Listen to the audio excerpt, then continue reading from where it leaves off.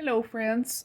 It is the day 16 of the 77-day video challenge. This is still Monday night. No, it's Tuesday night. Can't even keep my days straight. I'm using my phone because I didn't like the way the video turned out sitting here in my chair on my heating pad with my laptop.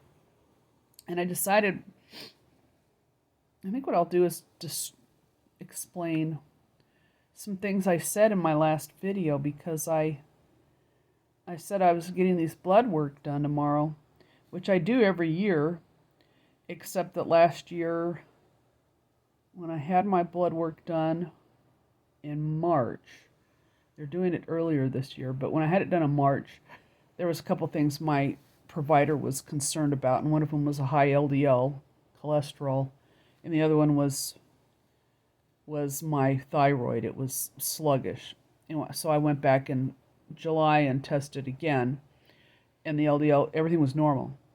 And I was doing some things like taking red yeast rice, which acts like a statin, and I was taking plant sterols and hawthorn to lower the LDL.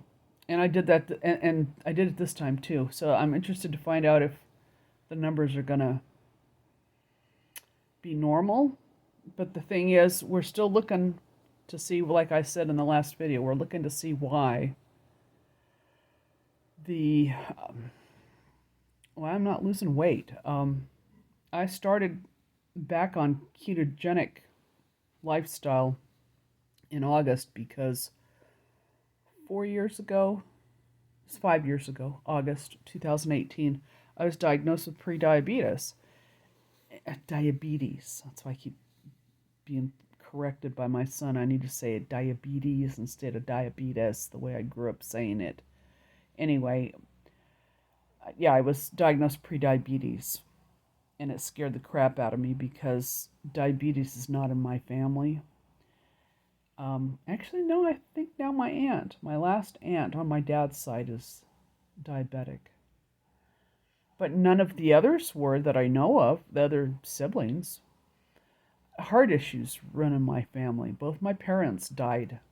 My mom died at 58 of heart arrhythmia with cardiac arrest, and my dad died at 81 with congestive heart failure, which actually he beat his own father, died at 62 with congestive heart failure. But my dad had a very pristine diet, never ate any sugar or very little processed food. But I had expected him to live to 100. He'd still be alive. But anyway, it's just interesting how our genes play into things. But because I got so scared, I kicked myself in the rear end and went on ketogenic diet, what I understood then at the time.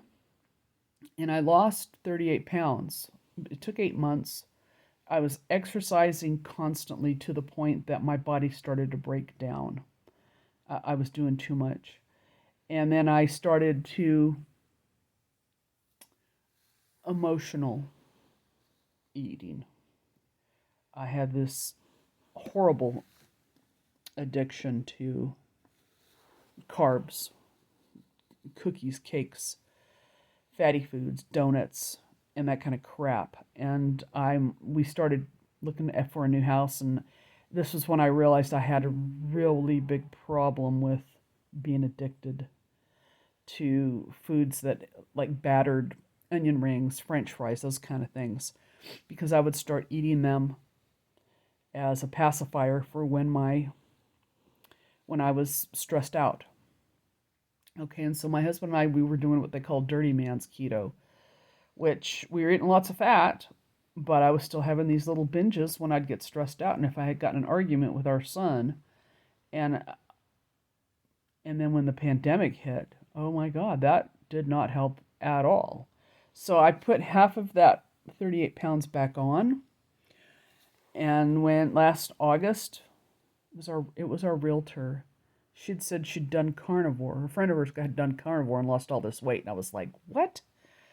I'd heard of carnivore, but I was like, people are doing this and they're feeling better and they're doing all these, or they're getting rid of all these health issues? That's crazy.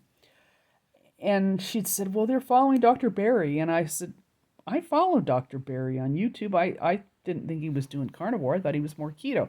And I hadn't watched him for about a year and a half, so I didn't realize he'd gotten into this it's the carnivore space.